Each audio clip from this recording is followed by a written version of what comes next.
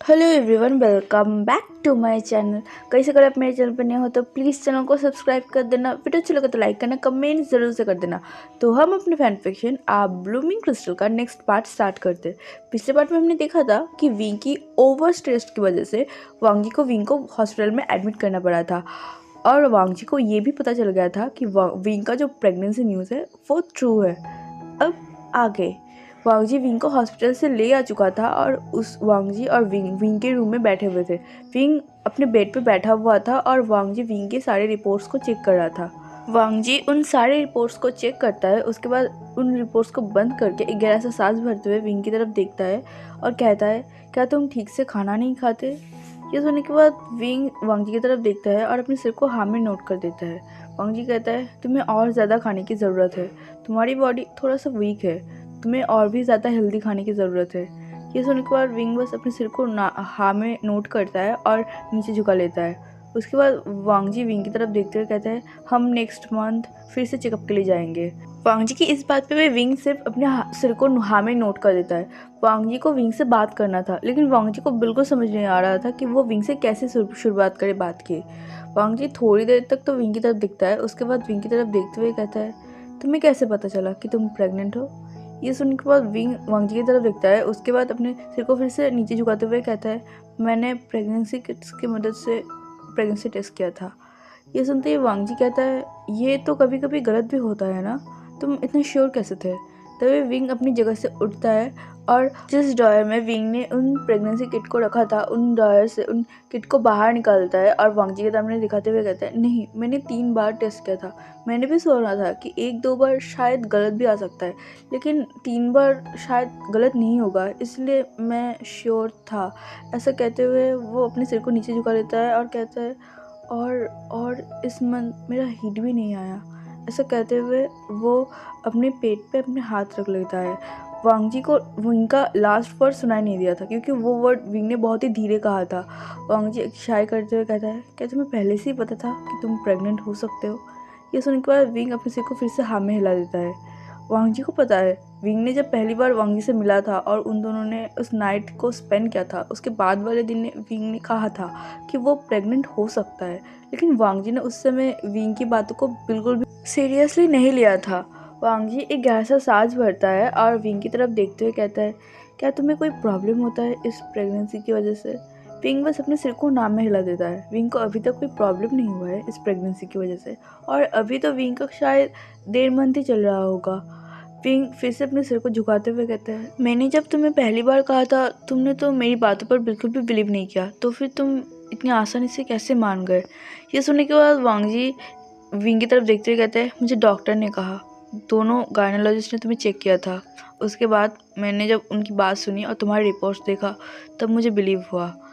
ये सुनने के बाद विंग बस अपने सिर को नोट कर देता है। उसके बाद वांग जी अपनी तरफ अपनी साइड को एक्सप्लेन करते हुए कहता है, देखो, मैंने उस टाइम जिस तरह से रिएक्ट किया था वो नॉर्मल था, क्योंकि अगर तुम किसी भी इंसान के पास जाके कहोगे कि तुम प्रेग्नेंट हो तो कोई भी इंसान ये नहीं मानेगा, और इसी वजह से उस टाइम मैंने जैसे रिएक्ट किया था वो शायद मुझे नहीं करना चाहिए था, लेकिन उस टाइम मुझे बहुत ज़्यादा गुस्सा आ गया था और मैं अपने एंगर को कंट्रोल नहीं कर पा रहा था। आई होप तुम मेरी सिचुएशन को समझोगे। ये सुनने के बाद भी विंग कुछ नहीं कहता है। वांग जी विंग को और कुछ कह पाता, वांग जी का फ़ोन रिंग करने लगता है। वो जब अपने फ़ोन को उठाता है तो वो देखता है उसके फ़ोन की स्क्रीन में हाईकॉन का नाम शो हो रहा था। वो तुरंत ही फ़ोन को उठाता है और कॉल में बात करने लगता है। हाईकॉन के साथ कॉल में बात करते समय वांग जी का फेस और भी ज़्यादा सीरियस हो रहा था और एक टाइम पे उसका एक्सप्रेशन बिल्कुल डार्क हो चुका था। विंग भी वांग जी के सारे एक्सप्रेशन को नोटिस कर रहा था। विंग अपने मन में ही सोचता है, कॉल में ऐसा कौन है जो वांग जी को इतना ज़्यादा गुस्सा दिला रहा है? विंग अपने मन में यही सोच रहा था। तब वांग जी बस कहता है कि तुम जल्दी से जल्दी यहाँ आओ। ऐसा कहते हुए उस फ़ोन को काट देता है। उसके बाद विंग की तरफ देखते हुए कहता है, क्या तुम्हें कोई चीज़ चाहिए मुझसे, या फिर तुम मुझसे कुछ पूछना चाहते हो? ये सुनने के बाद विंग बस अपने सिर को नाम में हिला देता है। तो वांग जी कहता है, अगर तुम्हें किसी भी चीज़ की ज़रूरत हो तुम मुझे फ़ोन कर सकते हो। ये सुनने के बाद विंग एक बार वांग जी की तरफ देखता है। उसके बाद अपने सिर को फिर से नीचे झुकाते हुए कहता है, मैं आपको फ़ोन कैसे कर सकता हूँ? ये सुनने के बाद वांग जी कहता है, ओह, तुम्हारे पास तो मेरा नंबर नहीं है ना? तुम एक काम करो, तुम अपना फ़ोन दो, मेरा नंबर ले लो। विंग कहता है, मेरे पास फ़ोन नहीं है। ये सुनते ही वांग जी थोड़ा सा हैरान होता है। उसके बाद उसे याद आता है जिस दिन वो विंग से मिला था उस दिन भी विंग के पास कोई फ़ोन नहीं था, इवन विंग के पास तो कुछ भी नहीं था उसका वो अजीब कपड़ों के अलावा। वांग जी एक शाय करते हुए कहता है, ठीक है मैं देख लूँगा, अगर तुम्हें कोई भी चीज़ चाहिए हो तुम किसी से भी कह सकते हो और मेरे रूम में आ सकते हो, और एक बात मुझे तुमसे कहनी है। ऐसा कहते हुए वांग जी थोड़ा सा हेजिटेट फील कर रहा था। विंग भी वांग जी की हेजिटेशन को महसूस करते हुए कहता है, आप मुझसे कुछ भी कह सकते हैं। यह सुनने के बाद वांग जी कहता है, तुम अपनी प्रेगनेंसी न्यूज़ के बारे में यहाँ पे मौजूद किसी को मत बताना। विंग को भी पता है कि वो यहाँ पे मौजूद किसी को अभी नहीं बता सकता है, इसलिए वो भी अपने सिर को बस हाँ में नोट कर लेता है। वांग जी कहता है, आई होप तुम मुझे गलत नहीं समझोगे, मैं किस लिए तुम्हें यहाँ पे मौजूद किसी भी इंसान को तुम्हारे प्रेगनेंसी न्यूज़ बताने के लिए मना कर रहा हो ये तुम समझोगे। ये सुनने के बाद विंग सिर्फ अपने सिर को नोट कर देता है। उसके बाद वांग जी वहाँ से जाने ही वाला था कि विंग को कुछ याद आता है और वो वांग जी को पीछे से ही रोकते हुए कहता है, लान वांग जी प्लीज़ रुक जाइए। ये सुनते ही वांग जी रुक जाता है और विंग की तरफ देखने लगता है। तभी विंग थोड़ा सा हेजिटेशन के बाद कहता है, वेंचाओ अब कैसा है, क्या क्या वो अभी ठीक है। ये सुनने के बाद वांग जी थोड़ी देर तक तो विंग को घूरता है, उसके बाद अपने सिर को हाँ में नोट करते हुए कहता है, हाँ उसे होश आ गया है, वो अभी बेटर है। ये सुनते विंग वांग जी की तरफ देखकर सिर्फ नोट कर देता है। विंग की आंखों में एक अलग ही इमोशन था, वो डरा हुआ था, घबराया हुआ था, गुस्सा था या कुछ वांग जी को ठीक से समझ तो नहीं आ रहा था, लेकिन वो ये महसूस कर रहा था कि विंग अभी ठीक नहीं फील कर रहा है। इसलिए वांग जी बस विंग से ये कहता है कि तुम ज़्यादा प्रेशर मत लो। ऐसा कहते हुए वो उस रूम से निकल जाता है। विंग अपने बेड पे फिर से बैठ जाता है और खिड़की से बाहर देखने लगता है। विंग को समझ नहीं आ रहा कि वो अब क्या करे। विंग अपने मन में ये सोचता है, वेंचाओ को होश आ चुका है, अगर अगर वो मेरे पास आएगा और सबको सब कुछ बता देगा, अगर मैं सबको सब कुछ बता दूंगा तो क्या सारे लोग मुझ पर बिलीव करेंगे। वेंचाओ उन सबका दोस्त है, वो लोग वेंचाओ को भी पहले बिलीव करेंगे है ना, उसके बाद मेरा। लेकिन लेकिन मैं सच कह रहा हूँ, कि सच में कोई मेरा बिलीव करेगा। अगर लान वांग जी को इस बारे में पता चला तो क्या वो बिलीव करेगा। कल मैं जिस सिचुएशन में था और जिस सिचुएशन में वांग जी के पास गया था, अगर वेंचाओ आके लान वांग जी को सब कुछ बता देगा तो शायद वांग जी फिर से मेरे ऊपर गुस्सा करेगा, वो मेरे ऊपर डिसअपॉइंटेड होगा और शायद वो यहाँ से मुझे निकाल देगा या फिर मुझे बहुत बुरी तरीके से पनिश करेगा। विंग को कुछ समझ नहीं आ रहा था। वेंचाओ जब ठीक होके यहाँ आ जाएगा तो उसके साथ क्या क्या होगा, वो उसको उन सारी सिचुएशन के साथ डील करना होगा। लेकिन विंग बस ये जानता था कि विंग को कुछ भी हो जाए लेकिन वो अपनी बेबी को कुछ नहीं होने देगा, कुछ नहीं। शायद उस बेबी के साथ उसका रिलेशन कुछ ही दिनों का होगा क्योंकि उसे कुछ ही दिन पहले ही पता चला था, लेकिन फिर भी वो अपने बच्चे को बिल्कुल नहीं खोने देगा, कभी भी नहीं। शायद वो इस दुनिया में ही क्यों ना हो और ये दुनिया उसको और उसकी बेबी को एक्सेप्ट करे या ना करे, लेकिन वो अपनी बेबी को कुछ नहीं होने देगा। ऐसा सोचते हुए वो प्रोटेक्टिवली अपने हाथ को अपनी टमी में रखता है और अपनी टमी को धीरे धीरे रब करने लगता है। अब हमें डाइनिंग हॉल का सीन दिखाया जाता है। अभी रात के 8 बज रहे थे और सारे लोग डिनर के लिए नीचे आ चुके थे। विंग भी नीचे आ चुका था। शाओ शिनचैन सबके लिए डिनर ऑर्डर कर चुका था और विंग के लिए और वांग जी के लिए स्पेशली कुछ वेज डिशेस बना चुका था। विंग जब वहाँ पहुँचा था वो शाओ शिनचैन की मदद कर रहा था और सारे डिशेस को उस टेबल पे लगाने में मदद कर रहा था। सारे लोग आ चुके थे और एक एक करके बैठने लगे थे। न्योसंग आते ही विंग से पूछता है कि वो उसका तबीयत ठीक है कि नहीं। विंग बस एक स्माइल करता है और अपने सिर को नोट कर देता है। वांग जी और हाईकॉन मेन गेट से उस डाइनिंग हॉल की तरफ आ रहा था। हाईकॉन भी आ चुका था। हाईकॉन सबको हेलो कहता है और उस टेबल में आके बैठ जाता है। वांग जी भी अपनी सीट में आके बैठ गया था। तो फिर वांग जी का नज़र विंग की तरफ जाता है जो सबको खाना सर्व कर रहा था। वांग जी अपने एक आईब्रो को ऊपर उठाते हुए कहता है, तुम खाना क्यों सर्व कर रहे हो, तुम मेरे पास आके बैठो। ये सुनते ही विंग वांग जी की तरफ देखने लगता है। विंग थोड़ी देर तक वांग जी को देखता है, उसके बाद वो हैरानी से कहता है, क्या क्या कहा आपने। तभी वांग जी कहता है, तुम्हें काम करने की कोई ज़रूरत नहीं है, यहाँ पे बहुत सारे लोग हैं काम के लिए, तुम मेरे पास आके बैठो। ऐसा कहते हुए वांग जी अपनी साइड वाले चेयर को पुल कर देता है। विंग थोड़ी देर तक तो वांग जी की तरफ देखता है, उसके बाद वो अपने आसपास के सारे लोगों की तरफ देखने लगता है। जो लोग एक बार वांग जी की तरफ और एक बार विंग की तरफ देख रहा था। फिर शाओ शिनचैन विंग की तरफ देखते हुए कहता है, हाँ विंग, मैंने कहा था ना तुम्हारी तबीयत खराब है, तुम्हें अभी काम करने की कोई ज़रूरत नहीं, तुम जाके बैठ जाओ। ऐसे कहते हुए विंग को पुश करने लगा उस चेयर पे जाके बैठने के लिए। लेकिन विंग शाओशिन से कहता है तुम अकेले नहीं कर पाओगे, इतने सारे लोगों के लिए खाना परोसना होगा। तभी शुयांग अपनी जगह से उठते कहता है कोई बात नहीं, मैं कर दूंगा। ऐसा कहते हुए वो अपनी जगह से उठता है और शाओशिन की मदद करने लगता है। विंग को समझ नहीं आ रहा था कि वो क्या कहे, इसलिए वो बस अपने मुंह को बंद रखता है और वांग जी के पास जाके बैठ रहता है। विंग को थोड़ा सा अजीब फील हो रहा था कि सारे लोग उसे ही घूर के देख रहे थे। तभी नियोसंग एक शाई करते हुए कहता है पता नहीं हमारे लानवांग जी को क्या हो गया, लेकिन जो भी हुआ है अच्छा हुआ है। ऐसा कहते हुए वो पानी पीने लगा। शाओ शिनचैन और शुयांग सबके लिए खाना परोस दिए थे। उसके बाद वो लोग भी बैठ गए थे। सब लोग खाना खाने लगे थे। वांग जी अपने खाने को तो ठीक से खा ही रहा था, साथ में वो विंग की प्लेट की तरफ भी ध्यान रख रहा था कि विंग ठीक से खाना खा रहा है कि नहीं। विंग भी धीरे धीरे सारे खाने को खा रहा था। वांग जी को ये देख कर अच्छा लग रहा था कि विंग बिल्कुल भी पिकी नहीं है, वो सारी वेजिटेबल को बहुत अच्छे से खाता है। वांग जी विंग की तरफ थोड़ी देर तक देखता है, उसके बाद अपनी प्लेट का जो न्यूट्रिशियंस पोर्शन है उससे खाना लेकर विंग की प्लेट में देने लगता है। वांग जी की इस एक्शन से नियोसंग और विंग दोनों ही बहुत ज़्यादा शॉक हो जाते हैं। इवन वो दोनों ही नहीं, टेबल पर मौजूद सारे लोग शॉक हो जाते हैं। नियोसंग इतना ज़्यादा शॉक हो गया था कि उसके हाथ से चॉपस्टिक नीचे गिर गया था। सारे लोग न्यूसन की तरफ देखने लगा था और न्यूसन हैरानी बड़ी आई से वांग जी की तरफ देख रहा था।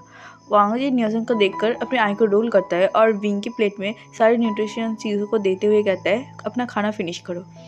विंग का चेहरा पूरी तरीके से रेड पड़ चुका था। वांग जी के उसके लिए पहली बार इस तरह से केयर देखकर विंग को समझ नहीं आ रहा था कि उसे कैसे रिएक्ट करना चाहिए। विंग इतनी बुरी तरीके से ब्लश कर रहा था कि उसके दोनों चिक्स हॉट होने लगे थे। विंग अपने सिर को झुका लेता है और खाना खाने लगता है। वो बहुत ही स्पीड से खा रहा था। तभी वांग जी विंग को रोकते हुए कहता है धीरे से खाना खाओ, प्रॉपर वे में खाना खाओ और धीरे धीरे खाना खाओ।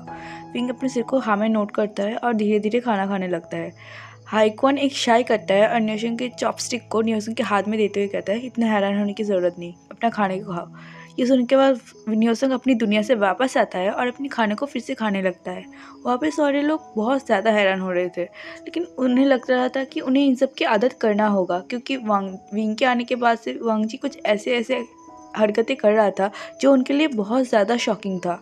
जब सारे लोगों का खाना खाना फिनिश हो जाता है, उसके बाद विंग अपनी जगह से उठता है और सारे लोगों को प्लेट को समेटने लगता है। तभी वांग जी विंग के हाथ को पकड़ते हुए कहता है तुम्हें ये सब करने की कोई ज़रूरत नहीं। ये कहते हुए वो न्योसन की तरफ देखते हुए कहता है तुम सारे प्लेट्स को धो दो और शाओशिन की मदद करो। ये सुनते ही न्योसन का मुंह बन जाता है। वो वांग जी की तरफ देखता है और चिल्लाते हुए कहता है क्या मुझे ये सब करना पड़ेगा। तभी वांग जी उसे घूर के देखने लगता है। ये देखते ही न्योसन अपने मुंह को बंद करता है, कहता है ठीक है मैं कर लूँगा, ऐसे घूर के देखने की कोई ज़रूरत नहीं। ऐसे कहते हुए वो अपनी जगह से खड़ा होता है और सारी प्लेट को समेटने लगता है। विंग वांग जी को कहने लगता है कि वो कर सकता है, लेकिन वांग जी विंग को बिठा देता है, कहता है चुपचाप यहाँ बैठे रहो। ये सुनने के बाद विंग बस अपने सिर को झुकाए वहाँ बैठा रहता है। शाओ शिनचैन और शुयांग वो दोनों ही विंग को देखकर स्माइल कर रहे थे। उसके बाद शुयांग भी न्योसंग और शाओ शिनचैन की मदद करने लगता है। तभी हाईक्वान वांग की तरफ और सबकी तरफ देखते कहते हैं वैसे विंग ठीक हो चुका है, कल शायद उसे डिस्चार्ज कर दिया जाए। ये सुनते ही विंग अब तक नीचे झुकाया हुआ था, वो तुरंत ही अपने सिर को उठाता है, हाईक्वान की तरफ देखने लगता है। तभी वो धीरे से हाईक्वान की तरफ देखते कहता है क्या वो कल यहाँ आएगा। ये सुनते ही हाईक्वान थोड़ी देर तक विंग को देखता है, लेकिन वो विंग के एक्सप्रेशन को उतना ज़्यादा नोटिस नहीं करता। वो सिंपली विंग की तरफ देखकर स्माइल करते हुए कहता है हाँ शायद वो यहाँ आएगा, लेकिन मुझे ठीक से नहीं पता, उसका डैड शायद उसे घर भी ले जा सकता है क्योंकि वेंचाओ की हालत थोड़ा सा ख़राब है अभी भी। ये सुनकर विंग अपने सिर को नीचे झुका लेता है। विंग कुछ सोचने लगता है। विंग अपने आइज़ को बहुत ही टाइटली बंद कर लेता है और अपने दोनों हाथों का मुट्ठी बना लेता है। विंग कुछ सोचने लगता है और शायद विंग थोड़ा घबरा भी रहा था। तभी विंग को अपने हाथों में एक सॉफ्ट हाथ महसूस होता है। विंग तुरंत अपने आंखों को खोलता है, अपने हाथों की तरफ देखने लगता है तो वो देखता है वांग जी ने विंग के हाथों को बहुत ही टाइटली होल्ड कर लिया था। विंग तुरंत ही वांग जी की तरफ देखता है जो उसकी तरफ ही देख रहा था। वांग जी ने विंग के सारे एक्सप्रेशन को नोटिस किया था। जब हाईक्वान ने सबकी तरफ देखते हुए ये कहा था कि वेंचाओ का डिस्चार्ज हो चुका है, वो शायद यहाँ आ सकता है, तो विंग कितना ज़्यादा घबरा गया था। वांग जी ने ये भी नोटिस किया था, इसलिए वांग जी विंग के हाथ को टाइटली होल्ड करता है और सबकी तरफ देखकर कहता है कि मैं रूम में जा रहा हूँ, गुड नाइट। ऐसे कहते हुए वो अपनी जगह से खड़ा होता है। विंग भी अपनी जगह से खड़ा हो जाता है क्योंकि वांग जी ने विंग के हाथ को होल्ड किए हुए था। तो विंग सबकी तरफ देखकर गुड नाइट कह देता है। सब भी विंग को गुड नाइट कह देता है और वांग जी को भी गुड नाइट कह देता है। उसके बाद वांग जी विंग को लेकर वहाँ से चला जाता है। वांग जी और विंग अपनी रूम की तरफ जा रहे थे। विंग अभी भी अपने सिर को नीचे झुकाए हुए था, लेकिन वो वांग जी को फॉलो कर रहा था और वो सामने भी देख रहा था। तभी वांग जी विंग की तरफ देखते हुए कहता है, क्या तुम अपने रूम में सोना पसंद करोगे या मेरे साथ मेरे रूम में? तभी विंग वांग जी की तरफ देखते हुए कहता है कि नहीं नहीं, मैं अपने रूम में ही सोऊंगा। विंग का चिक्स फिर से रेड होने लगा था। वो सोच रहा था क्या उसे फिर से वांग जी अपने बेड में अपने पास सुलाएगा। वैसे भी ये विंग के लिए नया नहीं था, वो बहुत बार ही कहा जाए तो वांग जी के साथ उसके बेड में सो चुका है। लेकिन फिर भी विंग को थोड़ा सा अजीब फील हो रहा था, क्योंकि आज जब से वांग जी को पता चला है कि विंग प्रेग्नेंट है सच में, तब से वांग जी विंग का बहुत ही ज़्यादा केयर कर रहा है। इस वजह से विंग बार बार बहुत बुरी तरीके से ब्लश करने लगता है। विंग को बहुत ज़्यादा एनॉय फील हो रहा था। विंग ऐसा नहीं है, फिर भी विंग वांग जी के हर एक एक्शन पर बहुत बुरी तरीके से ब्लश करने लगा था। विंग अपने सिर हाथ को वांग जी के हाथ से हटाते हुए कहते हैं, नहीं नहीं, मैं अपने रूम में ही सो लूँगा, मैं ठीक हूँ। तभी वांग जी विंग के हाथ को पकड़ते हुए कहते हैं, नहीं तुम मेरे साथ सो। वांग जी को लग रहा था कि विंग को अभी अकेला नहीं छोड़ना चाहिए। कल विंग के साथ जो कुछ भी हुआ था, विंग बहुत ज़्यादा घबराया हुआ इस बात से, कहीं रात में विंग डर ना जाए। इस वजह से वांग जी विंग को अपने साथ सुलाना चाहता था। विंग पहले तो प्रोटेस्ट करता है, लेकिन वांग जी जब विंग को अपनी कमांडिंग वॉइस में कह देता है कि नहीं, विंग उसके साथ ही सोएगा, तो विंग उसके बाद कुछ नहीं कह पाता। वांग जी और विंग वांग जी के रूम में चला आता है। तभी वांग जी कहता है, क्या तुम अपने कपड़े को चेंज करोगे? तभी विंग अपने सिर को हाँ में हिलाते कहते हैं हाँ। उसके बाद वो कहता है कि मैं अपने रूम में जाकर कपड़े को चेंज करके आता हूँ। तभी वांग जी कहता है, कोई ज़रूरत नहीं, तुम मेरे कपड़े पहन सकते हो। वांग जी अपने कपड़े को बाहर निकालता है और विंग की तरफ देते हुए कहता है, तुम ये पहन सकते हो। विंग उन कपड़ों की तरफ देख रहा था। वांग जी के कपड़े विंग के लिए साइज में थोड़ा सा बड़ा था और वांग जी के ट्राउजर शायद विंग को आ भी नहीं वाला था। विंग की साइज को देखकर वांग जी को भी महसूस हो रहा था कि शायद उसके कपड़े विंग को फिट नहीं होने वाला। इसलिए वांग जी अपने कपड़े को फिर से वापस लेते हुए कहते हैं, कोई ज़रूरत नहीं, तुम एक काम करो, अपने रूम में जाके फटाफट से कपड़े को चेंज करो और जल्दी से जल्दी मेरे रूम में आओ। ये सुनते ही विंग अपने सिर को नोट करता है और वहाँ से भाग के जाने लगता है। तभी वांग जी विंग की तरफ देखते हुए कहता है, धीरे जाओ, तुम चल के भी जा सकते हो। विंग तुरंत ही रुक जाता है और फिर धीरे धीरे जाने लगता है। विंग एक्चुअली बहुत बुरी तरीके से ब्लश करने लगा था और वो इतना ज़्यादा एक्साइटेड फील कर रहा था कि वो वांग जी के पास से अभी बस भाग के कहीं दूर जाने वाला था। वो वांग जी को अपना रेड फेस बिल्कुल नहीं दिखाना चाहता था, इसलिए वो बस वांग जी से किसी भी हाल में दूर दूर रह चाहता था। इसलिए विंग भाग के अपने रूम में जाता है और फटाफट से अपने कपड़े को चेंज करके मिरर में अपने फेस को देखने लगता है। वो अपने मन में सोचता है, विंग तुम्हें हो क्या गया है, तुम इसे बातों बात में ब्लश क्यों करने लगे हो? सच में शायद मुझे लगता है तुम्हें मेडिटेशन की सख्त ज़रूरत है। तुम बहुत दिन से मेडिटेशन नहीं कर रहे हो ना, इसी वजह से तुम्हारे दिमाग काम करना बंद हो चुका है। ऐसे कहते हुए एक गहरे से सांस भरते हुए कहता है, कल सुबह मुझे जल्दी उठना होगा और जल्दी से जल्दी मेडिटेशन करना होगा। ऐसे कहते हुए वो फिर से धीरे धीरे वांगी के रूम में चला जाता है। वो वांग जी के रूम में जाते समय भागता नहीं, क्योंकि उसे पता है वांग जी को अगर पता चलेगा कि विंग ने भाग के आया तो शायद उसे वांग जी से अच्छा खासा डांट भी पड़ सकता है। विंग वांग जी के रूम में पहुंचता है, तब वो देखता है कि वांग जी एक बुक को रीड कर रहा था। वांग जी विंग की तरफ देखते हुए कहता है, आओ बेड पर लेट जाओ। विंग तुरंत ही वांग जी के पास जाता है और बेड की एक साइड को लेट जाता है। वांग जी विंग की तरफ देखता है, कहता है, तुम कंफर्टेबली लेट सकते हो। विंग बस अपने सिर को हाँ में नोट कर देता है और वांग जी को गुड नाइट विश करके अपने पूरे फेस को उस ब्लैंकेट के नीचे कवर कर लेता है। वांग जी को विंग का बिहेवियर थोड़ा सा अजीब लगता है। वो अपने मन में सोचता है विंग को क्या हुआ, लेकिन वो सोचता है विंग शायद घबराया हुआ होगा वेंग जाओ की सारी बातों की वजह से, इसलिए वो ऐसे बिहेव कर रहा होगा।